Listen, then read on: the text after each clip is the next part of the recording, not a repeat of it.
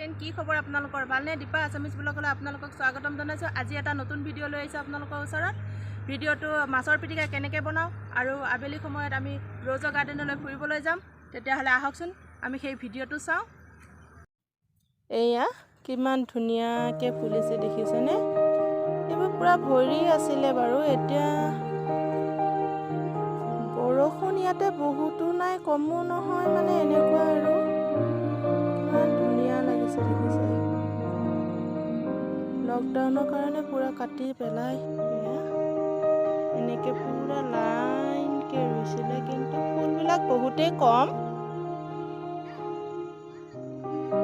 এইখিনি হৈছে মানি প্লাণ্ট, কিমান ধুনীয়াকৈ হৈছে দেখিছেনে? খুবেই ভাল লাগিছে।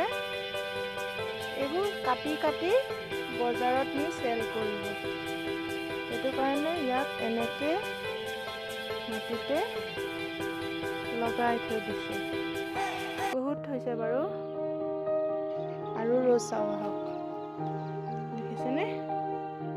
এনেকৈ পূৰা লাইনকৈ ইয়াত আহিলে মনটো ভালেই হৈ যায় পূৰা একদম। ভাটিবেলা সময়ত আবেলি সময়ত ঘূৰিবলৈ যে ইমানেই ভাল লাগে, কিন্তু ফুলবিলাকে এতিয়া বৰ্তমান বহুত কম হৈ আছে।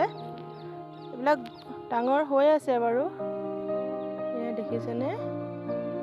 এনেকৈ বহুত ডাঙৰ হয় গাৰ্ডেনখন, কিন্তু ফুল কম আছে। কিমান মজা লাগিছে দেখিছে? এইডালত অলপ তথাপিও মানে কেইটামান ফুল আছে বাৰু বেছিকৈ। এনেকৈ মোৰতো বহুত ভাল লাগে ফুল, নিশ্চয় চবৰে ভাল লাগে। ফুলনো বেয়া পোৱা মানুহ আছেনে বাৰু? ফুল কোনেও বেয়া নাপায়, দেখিছেনে? মানি প্লাণ্ট হৈ আছে ইয়াতে। কিন্তু এইখন গাৰ্ডেনৰ অ'নাৰে চাগে চেল কৰে, চাগে নহয় চেল কৰে, মই জানো। আমাৰ ৰুমৰ পৰা বেছি দূৰ নহয়, মই প্ৰায়ে আহোঁ ইয়ালৈ। যেতিয়া কিবা কিবি ঘূৰিবলৈ মন যায়, চাবলৈ মন যায়, মই ফুলৰ গাৰ্ডেনত আহি খুব ভাল পাওঁ।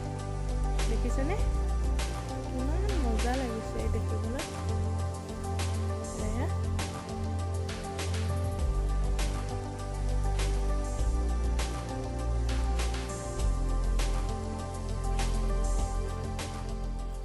ঠিক ঠাক পাৱাৰটো আহিছেনে নাই বাৰু?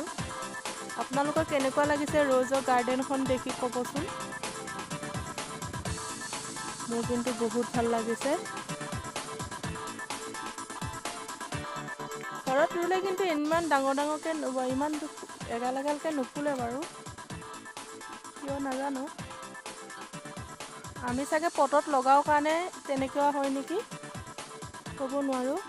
এয়া এডাল গছ এনেকৈ ধুনীয়া গাৰ্ডেন, সেউজীয়া পৰিৱেশ এনেই ভাল লাগে, তাৰ মাজতে আকৌ ৰঙা ৰঙা ৰ'জ, তেতিয়াতো নিশ্চয় আৰু ভাল। এয়া এডাল গছ,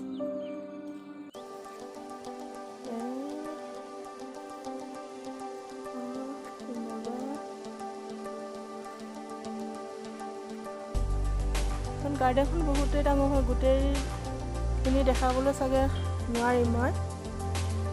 এক জাতি ফুল আছে ইয়াতে, অনলি ৰ'জ আছে বাৰু, গোলাপ, ৰঙা গোলাপ। ঠিক তেনেকৈ ইয়াতো আছে।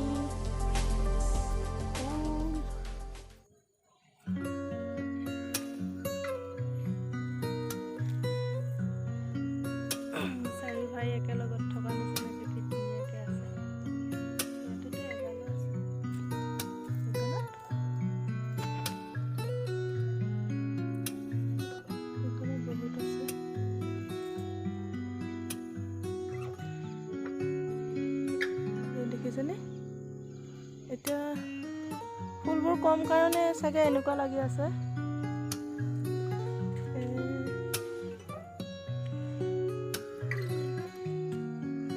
এনেকৈ ফটোত থাকি অৰিজিনেল বহুতেই বেছি ভাল লাগিছে। মই আপোনালোকক ওচৰৰ পৰা দেখাবলৈ চেষ্টা কৰিছোঁ। কিমানকৈ ভাল হৈছে নে নাই গম নাপাওঁ।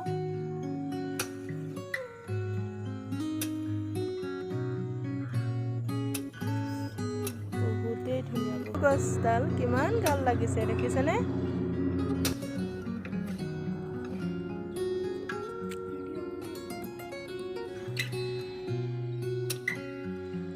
কেইটা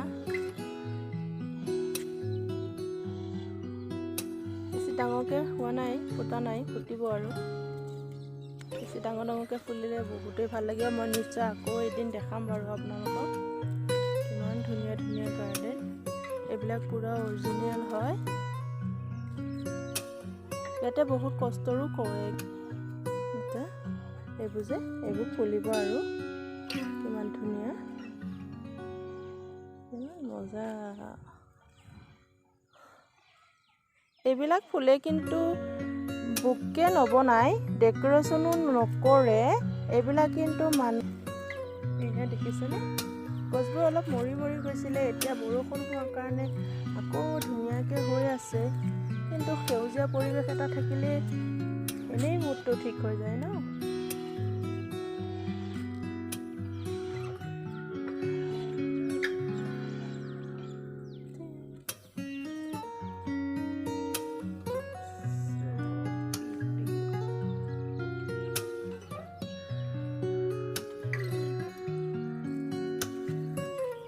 অলপ সৰু সৰু দেখা গৈছে কিন্তু ভাল লাগিছে।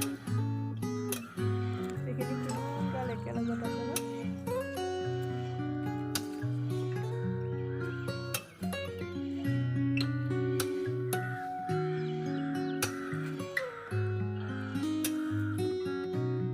তেতিয়াহ'লে বলক মাছৰ পিটিকাকণ ৰেডি কৰোঁ। মই ইয়াতে লৈছোঁ নহৰু, আদা, পিঁয়াজ, কেঁচা জ্বলা।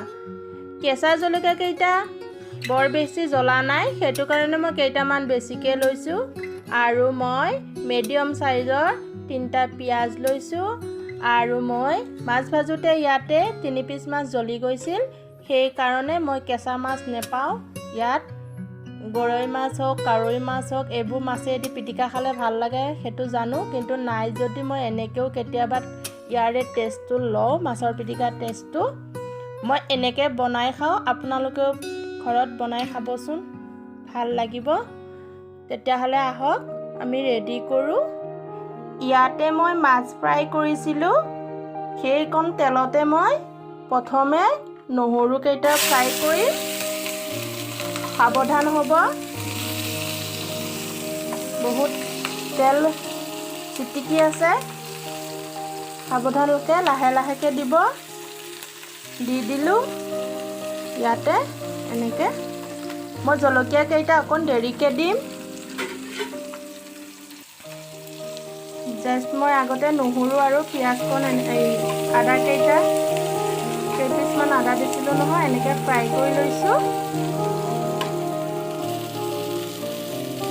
এনেকৈ মই পিঁয়াজকেইখিনিও দি দিলোঁ। পিঁয়াজ অলপমানকৈ কাটি লৈছিলোঁ আৰু মই পিঁয়াজখিনি অলপখিনি ভাজি পেলাই এতিয়া মই কেঁচা জলকীয়াকেইটাও দি দিলোঁ একেলগত এনেকৈ।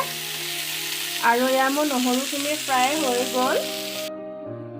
এনেকৈ মই সকলোখিনি দি লৈছোঁ মিক্সিত। পাতাটো পিচিব পাৰে, মই পাতাত পিচিবলৈ মন নাই মোৰ, সেইটো কাৰণে মই এনেকৈ দিছোঁ। খাই পেলাই কেনেকুৱা লাগে আপোনালোকক।